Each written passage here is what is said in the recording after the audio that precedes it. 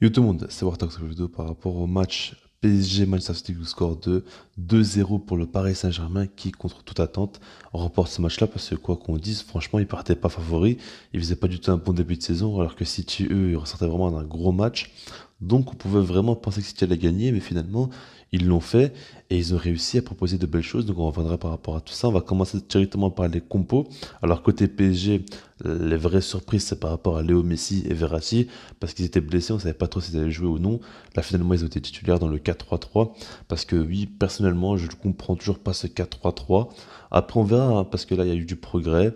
On a vu que ça peut être assez compact défensivement. Maintenant, le problème pour moi, quand il y a ce 4-3-3 là, c'est que l'équipe, elle est un peu trop coupée en deux. Même si que là, Messi, Neymar et Mbappé ont joué plutôt bas, donc ça allait. Mais pour moi, on peut pas utiliser le plein potentiel de cette équipe-là. Pour moi, le PSG, avec l'équipe qu'ils ont, ils doivent pas jouer simplement en contre, mais on reviendra à ça dans les prochains débriefs ou quoi. Mais en tout cas, voilà. Là, franchement, je mets encore des doutes là-dessus. Par rapport à City, eux, c'est aussi un 4-3-3. Bah, c'est beaucoup plus logique. Et puis, la surprise, c'est Sterling et Mahrez qui ont débuté le match, alors que Gabriel Jesus et Foden ont fait de très belles choses dans le match. Donc c'était assez surprenant. Après, quand on connaît l'effectif de City, c'est pas non plus si choquant que ça. Et donc voilà, première mi-temps, elle a commencé avec le Paris Saint-Germain qui est bien rentré dans le match. Franchement, il n'y a rien à dire. Ils sont plutôt bien rentrés. Ça jouait plutôt haut, ça voulait récupérer la balle. Le pressing était assez efficace. Et j'ai l'impression que City, voilà, ils ont commencé un peu trop doucement le match, alors que le PSG, eux, ont commencé directement de la bonne manière. On a vu donc un Verratti qui joue en position numéro 6, Gay qui joue un peu plus haut, qui allait gratter toutes les balles, comme Herrera aussi, deux joueurs qui courent énormément, qui font beaucoup de bien à l'équipe, parce que quand on a trois joueurs devant qui sont pas les meilleurs au niveau du pressing, tout ça, on a besoin d'avoir des milieux de terrain qui cavalent énormément. Et Herrera, Gay, ils l'ont fait vraiment très très fort, et puis Verratti aussi, il faut le dire, hein. Il n'est pas connu pour son endurance, mais il a été quand même très intéressant là-dessus. Donc voilà, et après, ce qu'il faut dire, c'est qu'à la 8e minute de jeu, il y a un but qui est tombé. Alors franchement, je n'arrive toujours pas à comprendre la passivité, je sais pas trop comment on dit, mais comment c'est possible que la défense de City a été aussi attentiste, n'a pas réagi, j'ai pas compris. Parce qu'il y a la passe d'Hakimi pour Mbappé d'abord, et on voit que la défense de City, voilà, ne bouge pas trop, elle laisse passer, et après Mbappé de là, je pense qu'il frappe et ça revient sur Neymar, ou en tout cas il centre et ça arrive sur Neymar. D'ailleurs, Neymar, franchement, il s'est complètement loupé, parce qu'il voulait tirer, mais il s'est complètement loupé, il est passé à côté de la balle. Au final, c'est Cancelo qui arrive à la dévier, et ça revient sur Gana Gueye, qui lui par contre il se pose pas de questions, il frappe directement et il l'a mise parfaitement. Je sais pas s'il a fait exprès, mais vraiment il l'a mise dans le coin. Genre c'était vraiment impossible pour le gardien de l'arrêter. Il la met vraiment parfaitement. On a vu qu'il s'est pas posé de questions, hein. Je pense qu'il a directement frappé le plus fort possible et espérer que ça rentre. Et franchement c'est rentré, donc ça a fait du bien au Paris Saint-Germain qui marque le début de match et c'est la physionomie parfaite pour eux. Et c'est là où ils sont encore une fois dans leur registre parfait, quoi. C'est-à-dire que si jamais ils marquent assez tôt dans le match, ça leur permet de défendre un peu plus bas et de partir en contre avec notamment Messi et Neymar qui pourront lancer un certain Kylian Mbappé ou un Achraf Hakimi qui vont ultra vite. Donc c'est vraiment là où ils sont les plus dangereux, clairement. Maintenant, ce qu'il faut dire, c'est que City, après ce but, ils ont un petit peu réagi quand même et ils ont beaucoup plus dominé le match, beaucoup plus de la possession. Après, j'ai l'impression que le PSG ne voulait pas vraiment cette possession-là et du coup, on revient à peu près à la même physionomie que l'année passée, c'est-à-dire que le PSG joue un bloc bas défensif et mise tout sur les contres. Donc voilà, maintenant par rapport à City, ce qu'il faut dire notamment, c'est qu'à la 26e minute de jeu, ils ont touché deux fois la barre transversale, c'était complètement fou. C'est De Bruyne qui fait un centre pour Sterling, qui tape la barre transversale, et puis regardez l'action là de Bernardo Silva, enfin je comprends pas comment il n'arrive pas à marquer, il frappe sur la barre transversale. Donc voilà. Maintenant, ce que j'ai à dire par rapport à la première mi-temps, déjà aussi il y a une petite polémique par rapport à Kevin De Bruyne, carton rouge ou non.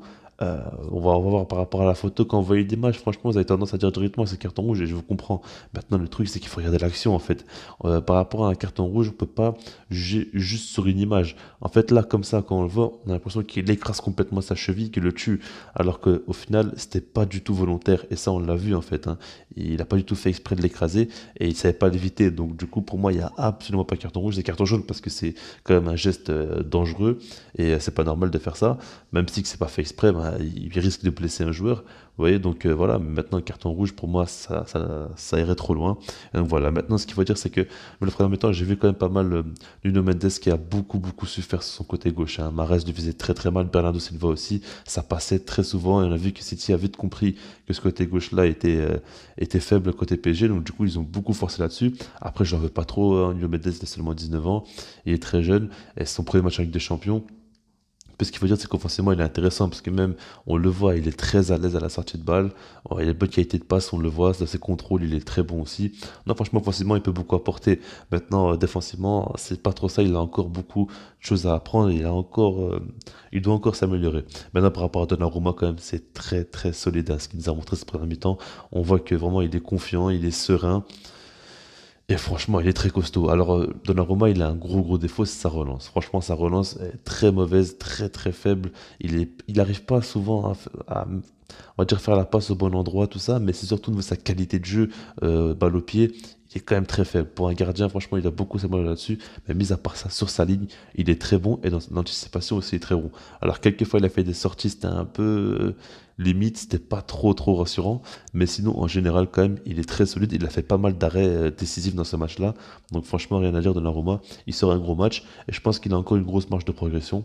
Donc, voilà, la deuxième mi-temps maintenant, on a vu que le PSG c'était encore beaucoup plus flagrant là. Ils ont vraiment joué un bloc très défensif, j'ai trouvé, avec des contre-attaques. Comme je l'ai dit, voilà, Messi, Neymar, Mbappé, c'est les trois seuls qui jouent offensif. Et les latéraux ne montent même pas. Donc, du coup, c'est assez simple, assez lisible. Et donc voilà, quoi, là, par rapport à ça, City a beaucoup plus dominé. Ce qu'il faut dire, c'est que j'étais déçu quand même, hein, de Jack Grealish qui a pour moi pas fait un bon match. Sterling aussi, c'était pas fou du tout. Encore Mahrez, ça allait parce que des fois il faisait des passes très intéressantes. Même Kevin De Bruyne, pour moi, je l'ai pas trouvé du tout au top. Et c'est rare, hein, mais là en même temps, il est pas non plus à 100%, on le sait. Il revient d'une blessure il y a pas longtemps que ça. Mais quand même, quoi, Kevin De Bruyne, il devrait proposer beaucoup plus. Et je pense que Guardiola aurait dû le sortir en fait. Le changement, il a pris trop de temps et ça, j'ai pas trop compris. Mais voilà, quoi, au bout d'un moment. Ça finit par craquer côté City et c'est Léo Messi qui marque et là il met un but qui me fait beaucoup de mal, hein, parce que vous savez très bien que moi je suis un grand fan du Barça, un grand fan de Messi, tout ça, mais ça me fait mal, hein, de voir Messi marquer un tel but et c'est pas avec le maillot du Barça qu'il le met. Mais il est beaucoup trop fort ce joueur-là, il est beaucoup trop fort. Il faut arrêter de le comparer à d'autres êtres humains qui jouent au foot. Il est au-dessus de tout le monde, c'est pas possible ce qu'il nous propose encore. Là sur la contre-attaque, il va très très vite, il va chercher Mbappé en point d'appui, Mbappé qui lui remet et puis la frappe. C'est impossible de l'arrêter. En plus de ça, le pire dans cette histoire-là, c'est qu'il est déséquilibré. Il est même pas à l'aise pour frapper. On le pousse un petit peu, il est limite en train de tomber et il frappe quand même en pleine lucarne. C'est téléguidé, c'est fou. Il n'y a que lui pour être aussi chirurgical comme ça, aussi précis. C'est Léo Messi tout simplement qui met enfin son premier but avec le PSG. Donc voilà, il est célèbre, il est très content, tout ça. Et ça fait du bien au Paris Saint-Germain qui maintenant savent très bien qu'ils vont gagner. Et du coup, voilà, les problèmes maintenant côté City. Pour moi, au niveau individuel pardon, c'était pas du tout le top. On a vu, comme je l'ai dit, De Bruyne, Grealish, Sterling, c'était pas du tout le top. On aurait pu espérer mieux quand même d'eux. Et puis j'ai l'impression que tactiquement c'était un peu faible.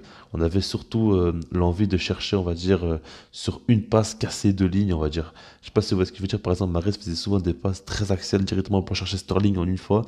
Et c'est des passes qui étaient assez intéressantes. Mais en fait, j'ai l'impression qu'il y avait que ça. En fait, c'était très prévisible. Soit ça centrait, soit ça faisait des petites passes comme ça pour trouver directement dans la surface un joueur. Et des fois, ça marchait. Par exemple, une fois, Mahrez a trouvé Kevin De Bruyne.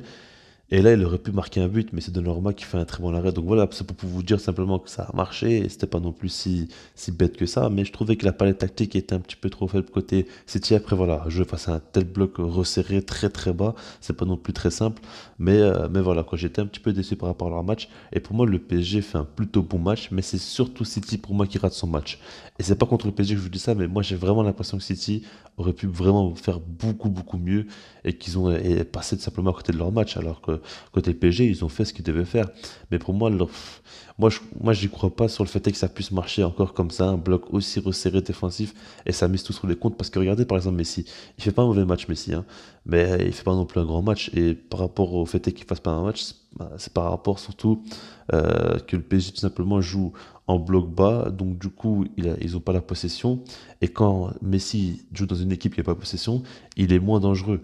Là il est le plus dangereux c'est dans les petits espaces, là, au plus c'est la balle, au plus ce sera dangereux tout simplement.